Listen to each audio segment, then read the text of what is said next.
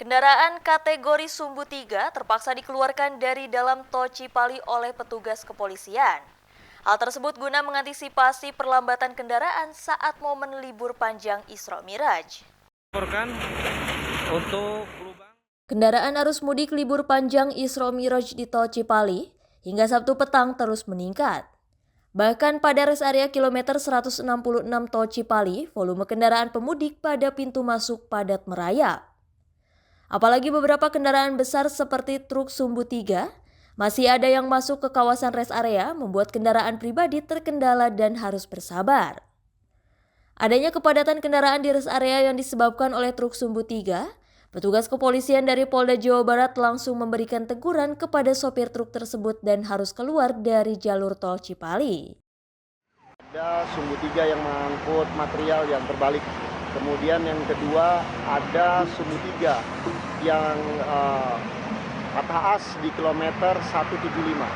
Dan untuk Sumbu 3 yang berjalan di jalur tol pada saat pembatasan ini, Ditlantas Polda Jawa Barat dan jajaran Satlantas di seluruh Jawa Barat melaksanakan penindakan terhadap kendaraan Sumbu 3 yang sedang melintas. Ini dimaksudkan untuk memberikan prioritas kepada para pengguna jalan lainnya karena Sumbu 3 sangat mereduksi kecepatan di dalam ruas tol. Sekali jadi dengan adanya Sumbu 3 yang beroperasional di waktu-waktu pembatasan, ini mereduksi kecepatan kendaraan-kendaraan yang berada di ruas tol.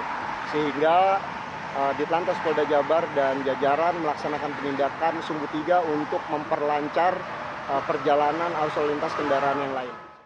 Adapun pembatasan truk Sumbu 3 pada libur panjang Isra Miraj dan Imlek ini dilakukan pada tanggal 24, 25 dan 29 Januari 2025. Waktu pelaksanaan pembatasan operasional angkutan barang di ruas tol Cipali pada Jumat 24 Januari 2025 pukul 00 waktu Indonesia Barat sampai Sabtu 25 Januari pukul 24.00 waktu Indonesia Barat.